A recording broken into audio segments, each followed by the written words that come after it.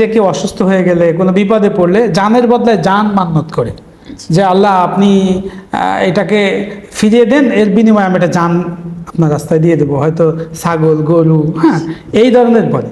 এই যে জানের বদলায় জান দেওয়ার যে তাসাউর, যে ধারণা, যে কল্পনা, এটা ভ্রান্ত, এটা শরিয়াতে অ্যালাউ করে না। জানের বদলায় জান দেওয়া শরিয়াতে বলে সাদকা করো, আর সাদকা তারুদ্দুল বালা, সে যে কোনো যায় কিছু হতে পারে, টাকা হতে পারে, সম্পদ হতে পারে, যে কোনো কিছু দিয়ে আপনি কি করতে পারেন, সাদকা করতে পারেন।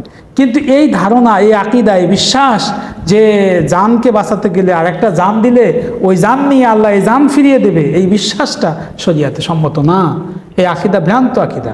সহি আকিদা, সহি আমল হচ্ছে কোনো মানুষ বিপদে পড়লে, কোনো ব্যক্তি বিপদে পড়লে, কোনো অসুস্থতা আসলে তো আমরা কি করব, সাদকা করব। সাদকাটাই হচ্ছে আমাদের বালা মুসিবতকে দূরীভূত করবে। এটাই হচ্ছে আমাদের মূল মৌলিক বিশ্বাস আকিদা। জানের বদলায় জান, এটা আমাদের মৌলিক আকিদা বিশ্বাস না, এবং এর তাসাউর কল্পনা কোরআন সুন্নাতে নাই।